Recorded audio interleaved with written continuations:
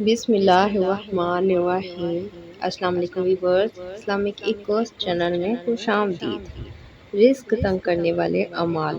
اس واقعے کا مفہوم ہے، ایک مرتبہ ایک شخص سیدنا علی مرتضیٰ رضی اللہ تعالیٰ عنہ کے پاس آیا اور کہنے لگا، اے علی رضی اللہ تعالیٰ عنہ، میں بہت مالدار تھا، پھر اچانک گھر سے رزق جانے لگ پڑا، چلتا پھرتا کاروبار بند ہونے کے قریب آ گیا ہے، مجھے کچھ سمجھ نہیں آ رہا کہ میں کیا کروں، جس کام میں ہاتھ ڈالتا ہوں وہ بند ہو جاتا ہے، اگر سونے کو بھی ہاتھ ڈالتا ہوں تو وہ مٹی بن جاتا ہے۔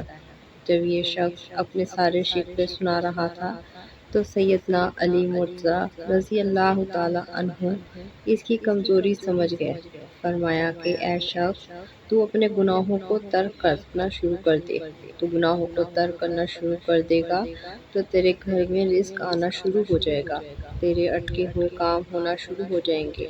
وہ شخص کہنے لگا کہ آپ مجھے اشارہ دیجئے، میں کیسے گناہوں کو چھوڑ دوں؟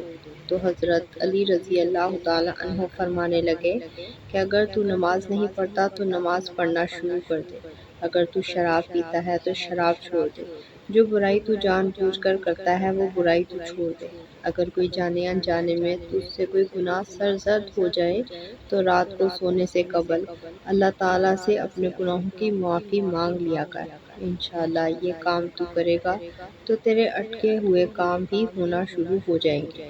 بیان کیا جاتا ہے کہ جب اس شخص نے ان باتوں پر عمل کرنا شروع کیا تو اللہ تبارک تعالیٰ نے اس کے بگڑے کام سنوارنا شروع کر دیے۔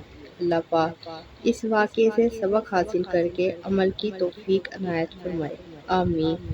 اگر آپ کو یہ ویڈیو اچھی لگے تو لائک اور شیئر کیجیے گا اور ہمارے چینل کو سبسکرائب کیجیے گا۔ جزاک اللہ۔